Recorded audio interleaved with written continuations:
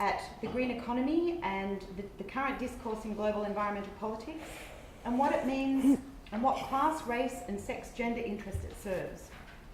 So this analysis of ecological modernist assumptions behind the green economy and the sustainable development goals, Ariel's going to tell us how there are serious flaws here on both justice and sustainability grounds. So, sounds pretty interesting.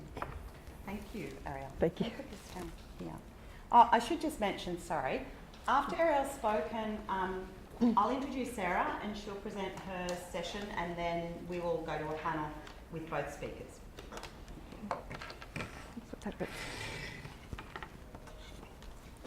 So the important bit is gendered footprints, because they're both masculine gendered footprints and feminine gendered footprints in the green economy. So we'll try and tease those out. But just before I start, just to say that feminism has become, over the past several decades, a very complex beast.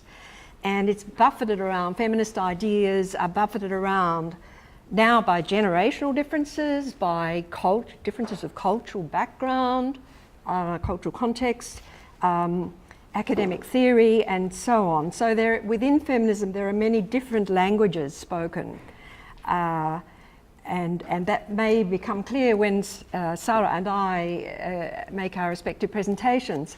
But we are both absolutely focused on the invisibility of women, the precarity of women's lives, and the opportunity that that kind of experience gives for women to generate alternative ways of knowing. I think that we share. So I start with the big picture, the green economy. In the decades that followed the 1992 Rio Earth Summit, the United Nations Environment Programme, UNEP, together with business, New Economics Foundation in London, the Böll Foundation, Rosa Luxemburg Stiftung in Europe, was talking up the need for a Green New Deal. It was networked through think tanks, promo agencies, websites and conferences. With help from environmental economists, living biological forms were redefined as marketable commodities and ecosystem services, the language of natural capital. The coordination of governmental, intergovernmental and non-governmental participation fell to UNEP. The program would be at once pro-growth and seeking an index of well-being beyond GDP. Corporate leaders were invited by the United Nations Secretary General to sign a global compact, or a voluntary credo of 10 principles for social responsibility. The International Trade Union Confederation came on board. The United Nations Conference for Sustainable Development in 2012, also known as Rio +20 Earth Summit, went further, establishing a green economy ideology as guiding framework for future multilateral discussions. The International Monetary Fund, regional development banks, UNCTAD and World Trade Organization agreed to consider ecosystem costs in their decision making. But at the same time, innovative instruments for high-tech financing would have to be consistent with the Doha development round for multilateral trade negotiations. The key Rio +20 statement, The Future We Want, built on the earlier Rio Agenda 21 from 1992. It built on the Joburg Declaration, Monterey Consensus, Istanbul Programme for Least Developed Countries, the Bali Strategic Plan for Technology Support and Capacity Building. The old debate on limits to growth was reversed by this ecological modernist framework and other Keynesian proposals emphasising tech innovation, a green revolution for Africa, promotion of a circular economy and so on. The Rio +20 final declaration advocated economic growth in more than 20 of its articles.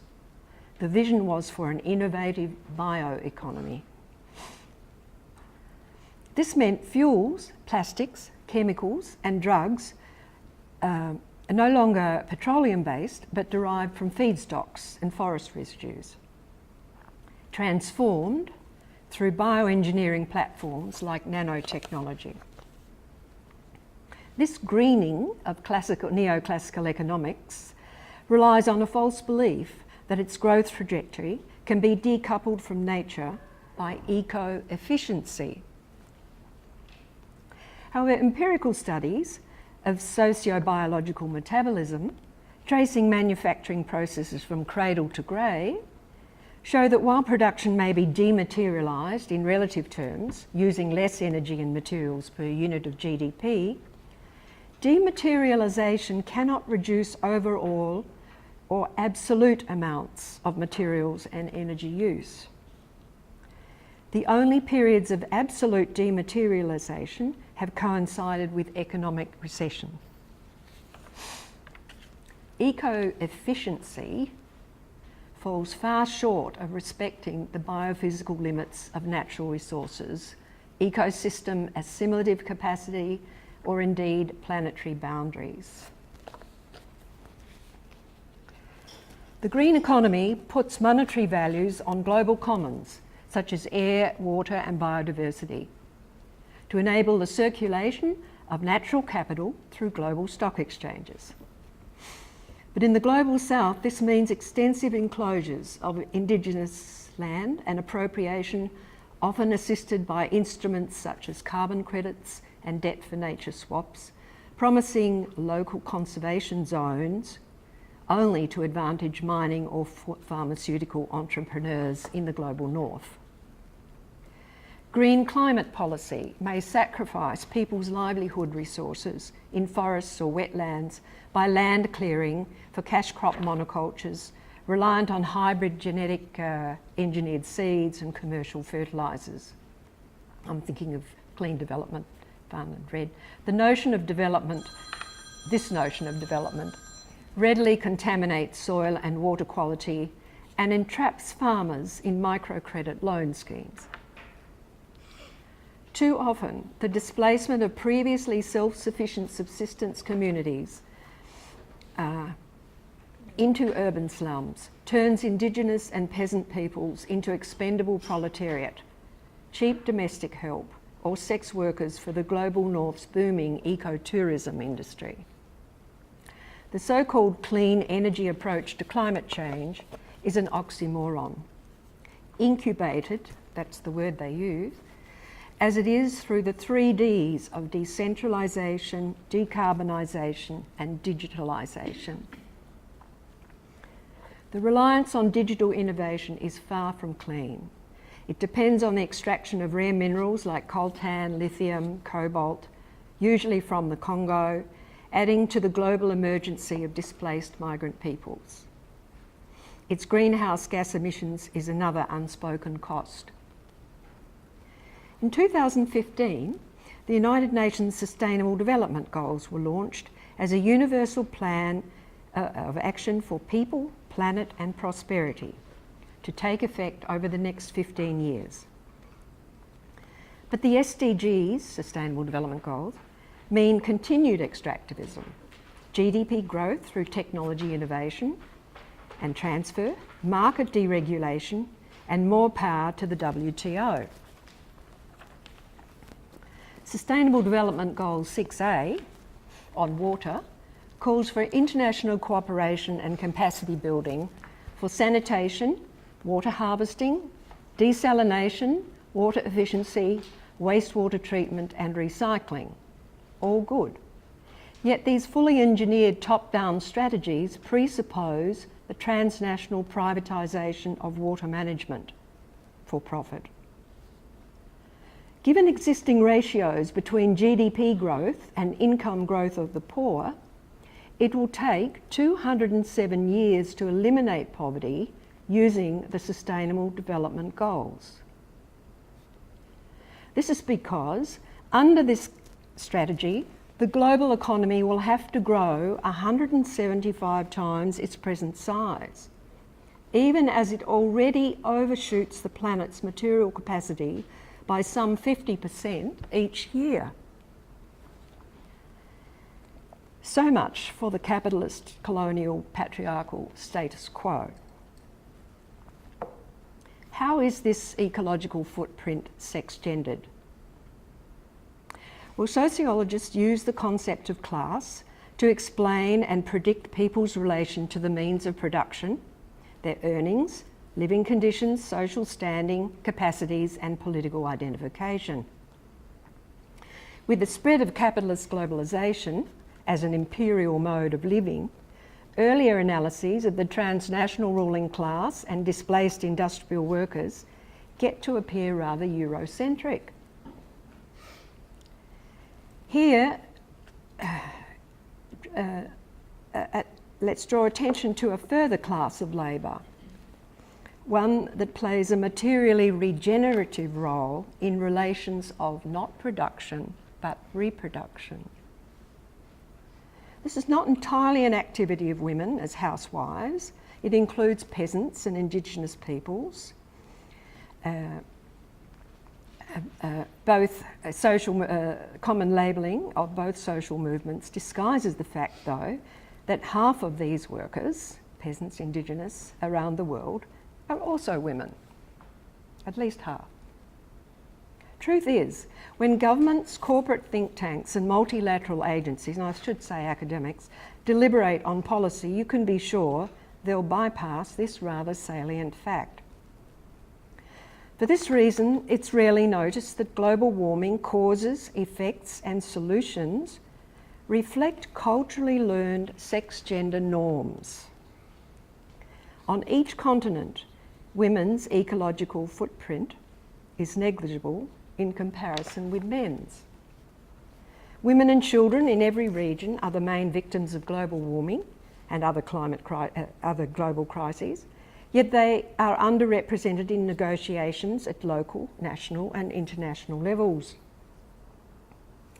Political and scientific elites, as well as media organisations, are complicit in this. The blind spot is not only undemocratic, it's an obstacle to achieving a sound environmental response to the crises of modernity.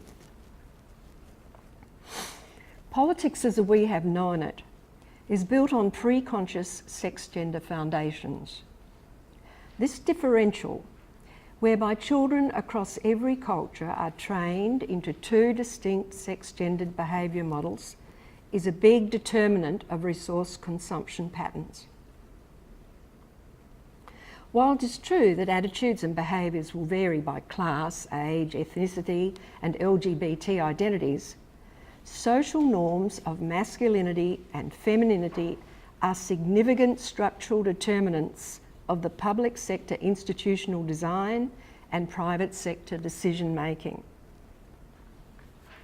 2009 surveys undertaken by the Women's Environmental Network in London and the German government-funded women's NGO GenderNet both support that claim.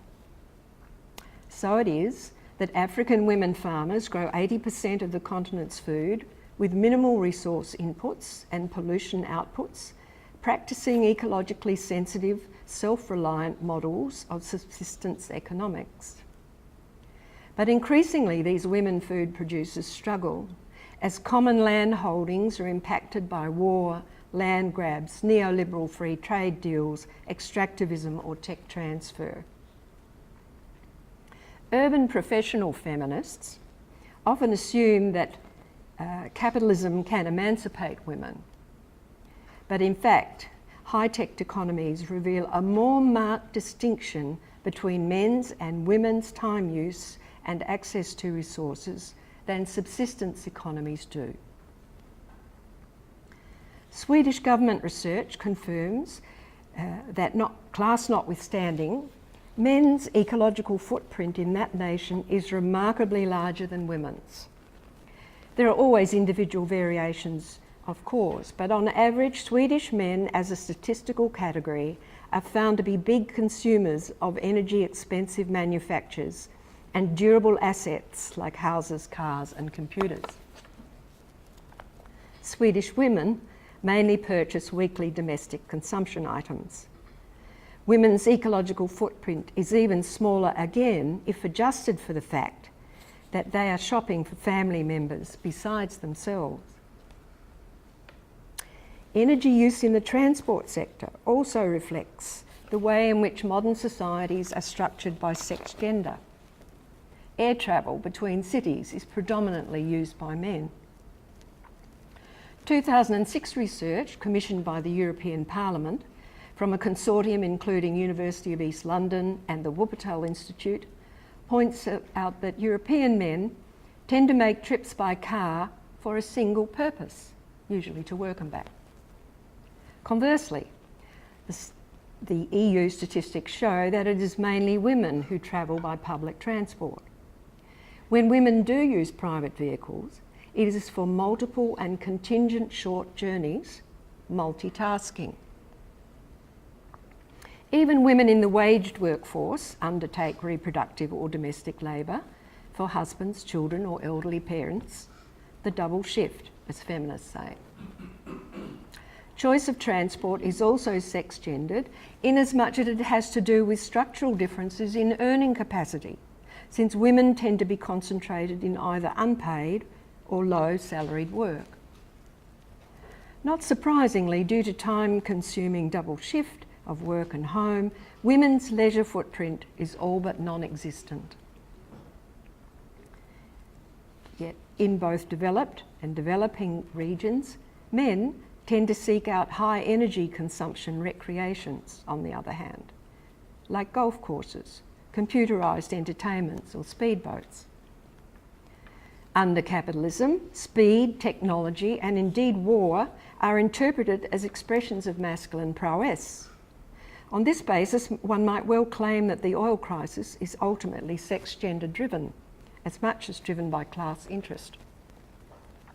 Moreover, even when renewables appear on the political agenda, such high-tech gadgetry is culturally identified as a masculine proclivity. That said, the US budget for energy alternatives equals a mere 3 hours worth of US defence spending. Working with fewer resources, women meet their reproductive labour tasks by integrative organisation and skilled time management. They have no choice. This internalised problem-solving style contrasts with the mainstream practice of externalising problems, such as when governments locate waste disposal sites in poor neighbourhood or on Indigenous land. Interviews with men in the EU record a consistent preference for end-of-pipe solutions, particularly in climate change policy. Thus, we see the costs of high pollution lifestyle choices displaced onto the global south through so-called clean development mechanisms. Since every high-tech engineered environmental remedy requires yet further technologies to manufacture it and consumes a cradle-to-grave chain of human and natural resources along the way, the end-of-pipe solution is simply a form of deferred responsibility by those who enjoy class privilege or masculinist entitlement. In the case of nuclear spills, it is assumed that women will cope with the biological costs of nursing deformed babies or relatives with radiation-induced leukemias. The raw materiality of such experiences helps explain why women consistently oppose risky technologies. Women's Environment Network records that 80% of English women care about precarious land, water and atmospheric conditions, 80%, habitat and species loss, food shortages, poverty, refugees and future generations. Since the 1970s, ecological feminist writing, coming from every continent, has probed the social construction of these profound sex-gender political styles, even tying it to major cultural shifts, cultural historical shifts, such as the 17th century scientific revolution in England. So where to from here? Far from the globalising green economy, real green jobs are those which reproduce social relations and regenerate ecological relations. This kind of material labour, whether by housewives in the global north, peasants or indigenous gatherers in the south, actually forms the true basis of the global economy. In Brazil, a vibrant landless peoples movement protects habitat by practicing eco-sufficient food sovereignty. Likewise, from Indonesia, women of the peasant union Via Campesina point out, our way of life cools down the earth.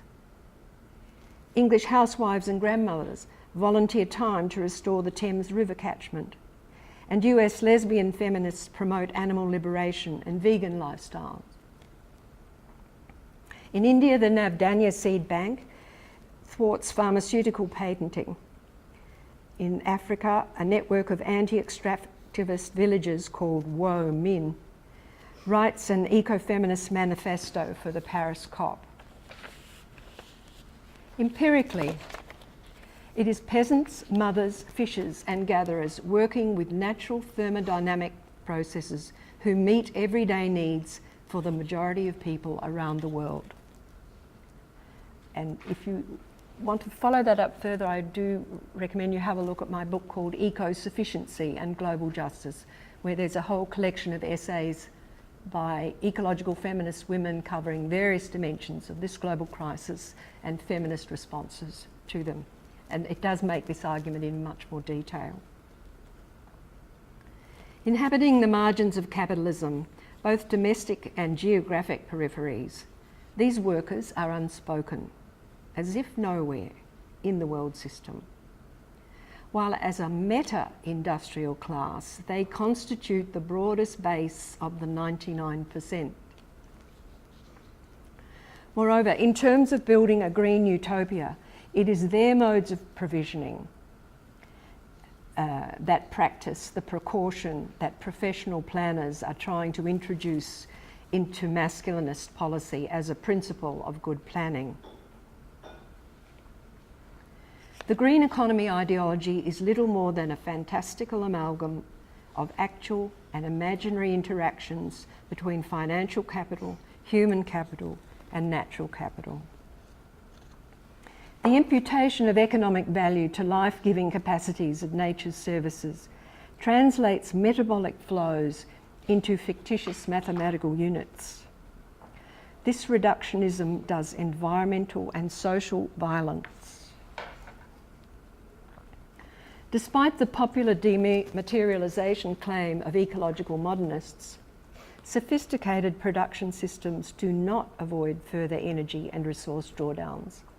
Instead, each new technology relies on a further cradle to grave of extraction, transport, manufacture, transport, market, transport, consumption, transport, waste pit. The ongoing assault on the material basis of life is exposed in a World Watch estimate that 60% of global ecosystem services has been destroyed since World War II. The full impacts of high-tech problem solving are rarely factored in by exponents of the green economy.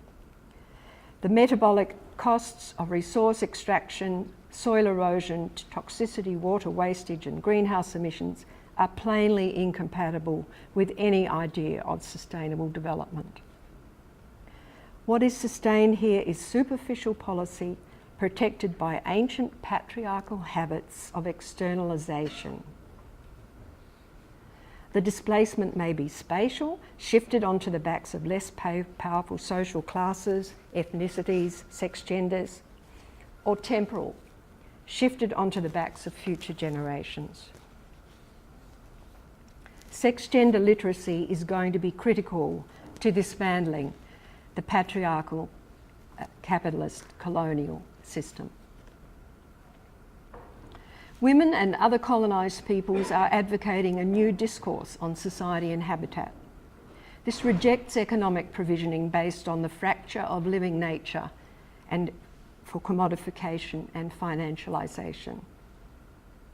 Against the corporate bioeconomy, the sans-culottes argue that another future is possible, and it will be a bio-civilization Yesterday we heard about Ecuador's move to give nature or Pachamama constitutional rights. And this is where the epistemologies, skills and values of the reproductive labour class show the way. South American peasant and indigenous peoples have inspired a new generation of global activists with their sumac corse or buen vivir model of small footprint economies. Today, transformation is being energised across every continent by a confluence of alternatives for bioregionalism, degrowth and solidarity economies, commoning and co-housing, and elegant local subsistence paradigms like eco-villages and permaculture. We need to encourage this multiplicity of regenerative utopias, traditional in the global south, reinvented in the global north. Nowhere is this more evident than in the once thriving industrial regions now abandoned by neoliberal capital.